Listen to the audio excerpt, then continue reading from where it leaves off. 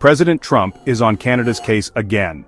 Yesterday, he threw something of a tantrum and announced that he was terminating all discussions on trade with Canada effective immediately. What does this latest twist mean? Where is it likely to lead? What does it say about what's coming for the rest of the world? And does Canada have to give Trump what he wants in order to get more stability? Well, let's discuss. First of all of this arose, according to Trump anyway, because of Canada's imminent implementation of the digital services tax. Trump called this tax a direct and blatant attack on our country, which is definitely not on, because that's his job. A line which works pretty much whatever country you're talking about. But I digress. What is the digital services tax?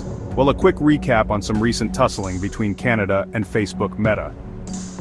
2 years ago, Canada introduced the Online News Act, which was supposed to address the way that the big online platforms were serving up news content drawn from traditional news providers, but often doing so in ways that deprived those providers of advertising revenue to the benefit of their own revenue companies.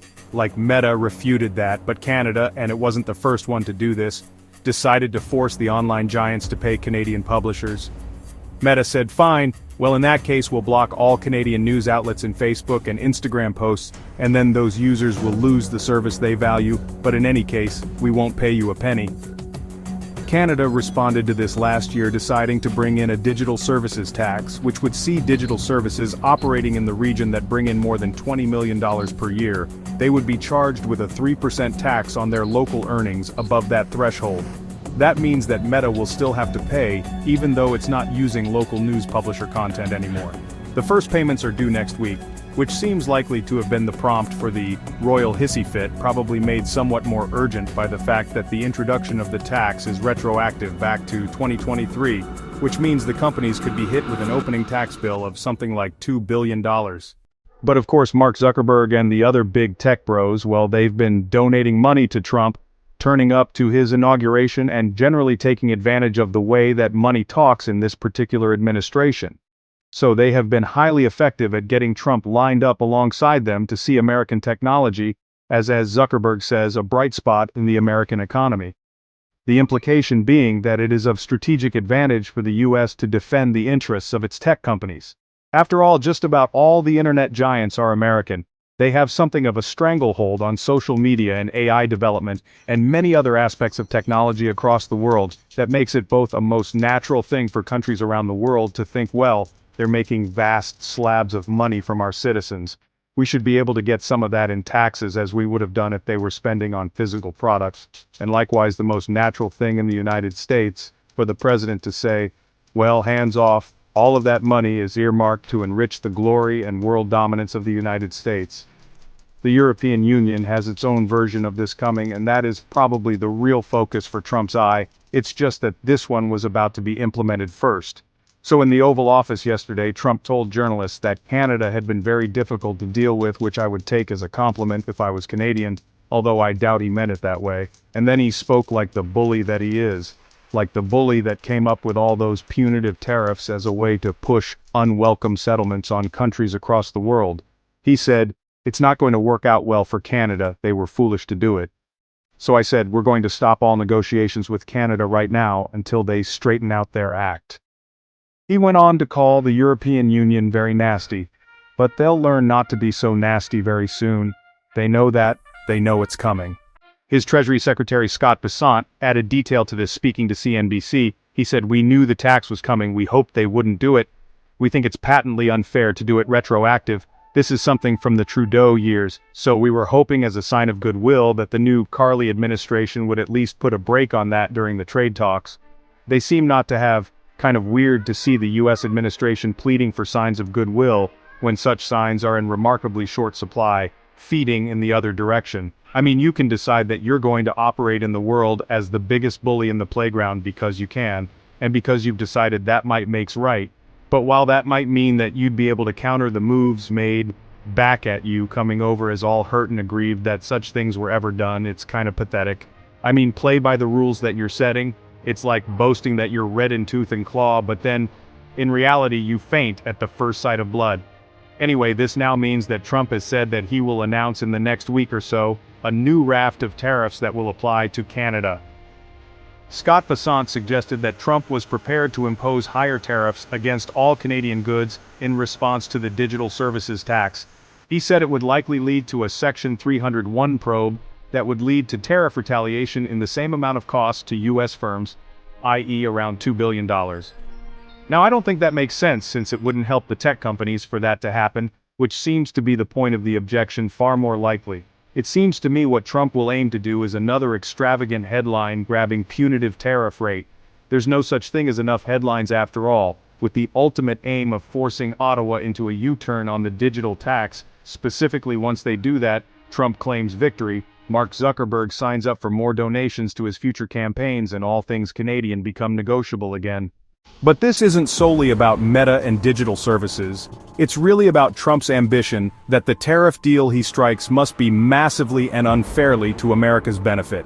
The whole point of initiating the process with shock tariff levels announced with great pomp and circumstance is that you have to go to great lengths to offer him what he decides will be labeled as a fair deal.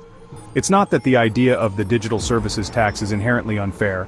It's just that it doesn't match the one-sided mold that he's seeking to cast around all of these details. It's supposed to be about what you give to America, not what you take in return.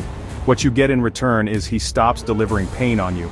He stops imposing huge tariffs that he didn't need to impose in the first place, a classic mobster protection racket.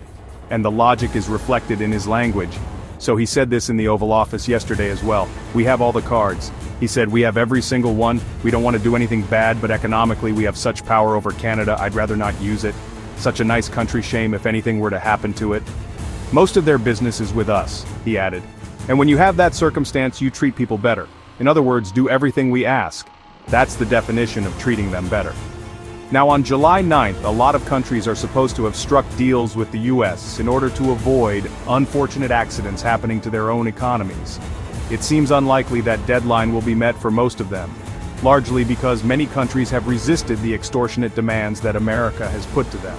But then, this is a likely part of Trump's calculation as well, slapping a huge tariff on Canada right now, and in so doing, forcing it to back down on a key issue of contention that would send a very helpful message to all the others, the EU particularly, as well as some of the Southeast Asian countries. So, will Canada end up caving on this? I mean, it's been working on the digital services tax since 2021, a process that included lots of public consultation before it became law. So, it's not as though it was introduced on a whim like the Trump tariffs, for example. Finance Minister François-Philippe Champagne said that the tax was going ahead regardless. However, since the initial shock of Trump's attacks and the brief honeymoon from the election, those are both worn off. Prime Minister Mark Carney faces pushback from within the country. The Business Council for Canada, for instance, said it had long warned that this would be the consequence of going ahead with the digital services tax and called for a reversal.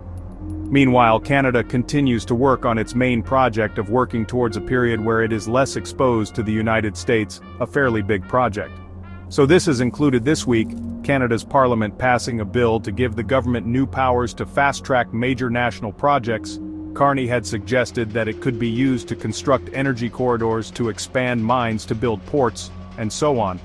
Also, Canada last week signed up to a security and defense pact with Europe, the most far-reaching such agreement that the EU has undertaken with a third party. This will include weapons manufacturing deals as well as joint work on crisis management, cyber and cyber threats and the like. But with all of that, it is going to take significant time and resource for Canada to truly get to a position where it is no longer exposed to the malignant intent from its primary trading partner. From the highly visible fact of the world's way of dealing with Trump, it seems likely the case the president just wants Canada to grovel more, because this is rapidly what he's getting used to. After the sycophantic love messages from Mark Rutte, the head of NATO, that Trump shared on social media, and all the kowtowing from the rest of the NATO members and the country leaders that now visit him in the White House, Mark Carney had been credited as having dealt with Trump politely and effectively, but nevertheless having stood up to him pretty robustly. And this was held up as a contrast to the feeble endeavors of some of the other leaders. Well, maybe that was never going to be allowed to stand for long. In her book that talks about her experience working as a Russia expert for the first Trump administration, Fiona Hill notes that you saw then, what we've seen again this time, Trump's cabinet members going out of their way to praise him in the most surreal terms whenever the journalists and the cameras are present. She said that those that did not do that, like former Secretary of Defense Jim Mattis, that didn't escape notice, and it likely shortened their tenure in office. So that's the standard, and I think it's probably one that applies now to foreign leaders as much as it does to his own team. You want lower tariffs? Well, you have to sign up to a one-sided deal, but you also have to kiss that ring, do a stint of groveling in front of the cameras. It is pathetic and grotesque theater, but there it is. This is now how the world works. If Mark Carney and Canada can stand up in this moment and show that there remains another way of dealing with the bully, I, for one, would be cheering them on.